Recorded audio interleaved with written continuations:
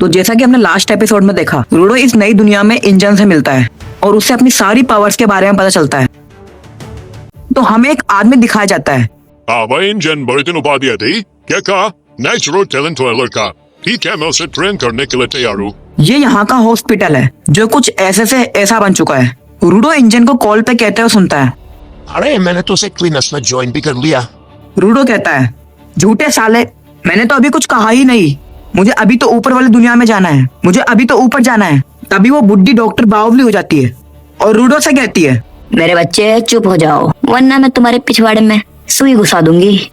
और फिर मम्मी रात को कहेगी, बेटा सो जा वरना पगली बुड्ढी आ जाएगी।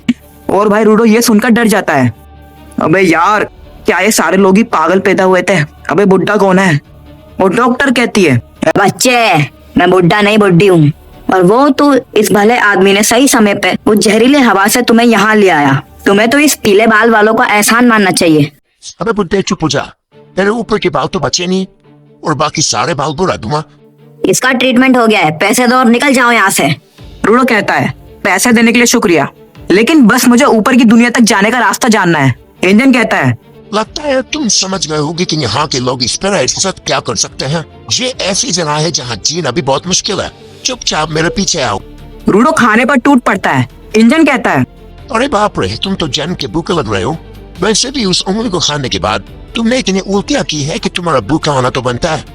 रूडो सोचता है, मुझे लगा था कि इस जगह पर कचरे के अलावा कुछ नहीं होगा, लेकिन यहाँ तो सब कुछ है। इंजन पूछता है, वैसे बच्चे तुम्हारा नाम क्या है? मेरा नाम रूडो है। रूडो, ये तो बहुत अच्छा नाम है। Thank you. इंजन कहता है, तो सुनो, अब मैं तुम्हें कुछ राज की बातें बताने वाला हूँ। यहाँ सिर्फ कचरा ही जमा नहीं होता, यहाँ जज्बात भी जमा होता है जिसे हम एनिमा कहते हैं। कभी कभी ये एनिमा एनर्जी में कन्वर्ट हो जाता है। इसके अलग अलग नतीजे होते हैं। एक मॉइस्चर का बनना भी इसका एक नतीजा ही है। आमतौर पर वो मॉइस्चर्स उन डंप एरिया में ही रहते हैं, लेकिन कभी कभी भटकते भटकते वन शहरों में भी आ जाता है। रूडो कहता है, फिर शहर के चारों ओर बड़ी बड़ी दीवारें क्यों नहीं खड़ी कर देते? इंजन कहता है, क्या करें, इंसान की फितरत है कि वो बंद जगह पर नहीं रह सकता। और जैसा कि मैंने कहा था, इन मॉइस्चर्स पर आम हथियार काम नहीं करते, लेकिन तुम्हारे ग्लव्स इन्हें हरा सकते हैं। हाँ? मेरे ग्लव्स? जैसे एक तलवार जिसे एक योद्धा हमेशा अपने पास रखता है, एक पेन जो राइफल के पास रहता है, वैसे ही जब कोई इंसान किसी चीज की लंबे समय तक देखभाल करता है तो एनिमा उसमें आकर बस जाती है। ऐसे चीजों को हम वाइटल इंस्ट्रूमेंट्स कहते हैं, और ऐसे बहुत कम लोग हैं जिनके पास वाइटल इंस्ट्रूमेंट्स है, और हम दोनों में भी यही ताकत है। साफ साफ कहूँ तो हम क्लीनर्स उन मॉइस्चर्स को खत्म करने वाला ग्रुप है, और हमें और लोग चाहिए। रूडो कहता है, इसीलिए तुम चाहते हो कि मैं क्लीनर्स को ज्वाइन कर लूं?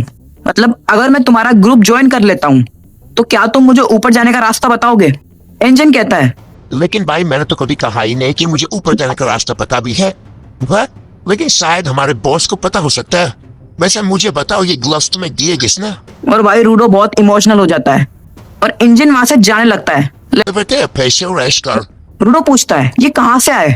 अरे तुम्हारे वो सुंदर से कपड़ों को मैंने बेच दिया भाई, और हॉस्पिटल का खर्चा भी तो निकाल था। प्लीज प्लीज मुझे थैंक यू मत बोलना। तुम्हारी हिम्मत कैसे हुई मेरे कपड़े बेचने की? क्या तुम हमेशा ऐसे ही करते हो, गधे कहीं के? जा बेटा कुछ ठंडा पी ले, मैं तुम्हारे ट्रेनर से मिलने जा रहा हूँ। और इतनी लंबी बातचीत के बाद अचानक से एक बिल्ली उसके सारे पैसे लेके भाग जाती है। रूडो उसे पकड़ने के लिए भागता है। तभी उसे एक आदमी दिखाई देता है जिसे हमने स्टार्टिंग में देखा था। वो कहता है, बच्चे मेरे चीज को छोड़ दे, उस कीमती डंडे को छोड़ दे। रूडो कहता है, क्या कहा? ये कीमती डंडा? लेकिन ये तो मामूली सा डंडा है। और वो आदमी उस डंडे को लेकर कुछ तंत्र मंत्र करने लगता है। अचानक से वो डंडा अपनी असली ओरिजिनल फॉर्म में आ जाता है। रूडो समझ जाता है कि ये भी एक क्लीनर्स का मेंबर है। वो कहता है, बच्चे तुम्हें मेरा डंडा नहीं लेना चाहिए था, मुझे इंजन ने सब कुछ बता दिया है। मैं तुम्हारा एक ट्रेनर हूँ, मेरा नाम है सनाका निजुकू। और उस पर हमला कर देता है। और तुम तो बड़े कमजोर हो, जाओ पिताजी से कहो, उन्होंने तुम्हें कुछ नहीं सिखाया। रूडो को गुस्सा आ जाता है, क्या कहा तूने? तेरी हिम्मत कैसे हुई रैक्टो का नाम लेने की? और रूडो की पावर्स जाग जाती है। वो रैक्टो की बातें याद करने लगता है। रूडो, तुम्हें गुस्सा नहीं करना चाहिए। वैसे भी जीवा को तो गुस्सा करने वाले बच्चे पसंद भी नहीं। तुम्हें जानना चाहिए कि सामने वाले को क्या लग रहा है। और रूडो शांत हो जाता है। वो समझ जाता है कि सारी गलती उसकी है। माफ करना, मैंने गलती से तुम्हारा डंडा ले लिया, मैं तो बस उस बिल्ली को भगा रहा था। और सन का भी शांत हो जाता है। वैसा गलती तो मेरी भी है, मैंने बिना कुछ सोचे तुम पे हमला कर दिया। वैसे बच्चे तुम्हारा वाइटल इंस्ट्रूमेंट क्या है? रूडो कहता है मेरे ख्याल से तो ये ग्लव्स हैं, लेकिन मुझे इनको यूज करना ही नहीं आता। क्या कहा? ये ग्लव्स? वाह, ये ग्लव्स तो बहुत अच्छे हैं। और भाई रूडो पहली बार स्माइल करने की सोचता है। मैंने स्माइल करने की बहुत प्रैक्टिस की है, आज तो मैं दिखाई दूंगा कि मैं स्माइल कर सकता हूँ। और रूडो जो अपनी स्माइल दिखाता है ना भाई, उससे 100 या 200 लड़कियां तो पड़ जाने वाली है। सन का पगला जाता है। ये आंखें बड़ी कर क्यों बोल रहे हो? तुम क्या मेरा मजाक उड़ा रहे हो? अरे मैं तो स्माइल कर रहा था। अरे ऐसी पत्ती से दिखाकर कौन स्माइल करता है? मैंने आज तक इससे डरावनी चीज नहीं देखी।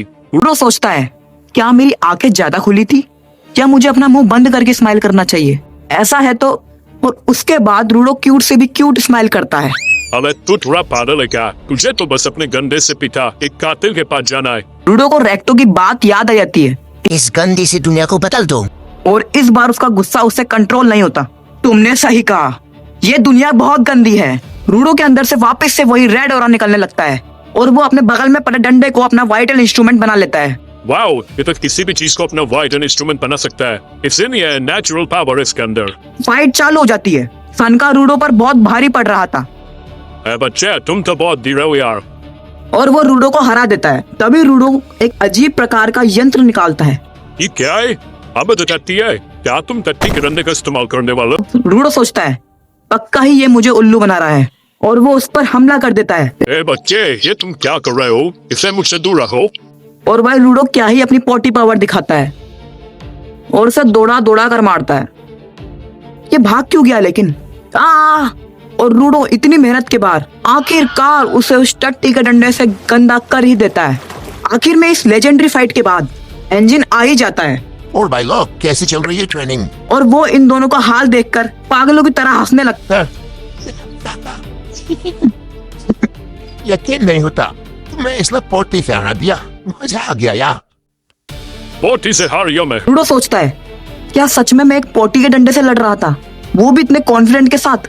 इंजन कहता है शायद तुम दोनों की पहली मुलाकात इतनी अच्छी नहीं हुई। ये तुम यहाँ कब आई? वो लड़की भी क्लीनर्स की एक मेंबर है। हाँ मैं बस देखना आई थी। तो तुम हो रूडो? हाँ मैं हूँ रूडो। वो लड़की रूडो के बाल छेड़ने लगती है और भाई अपना रूड फिर से पिघल जाता है। वाओ, एक सुंदर लड़की। चलो वहाँ पर चला जाए और यहाँ पर हमारा पार्ट 3 कंप्लीट हो जाता है। अगर आपको पार्ट 4 देखना है तो कमेंट कीजिए।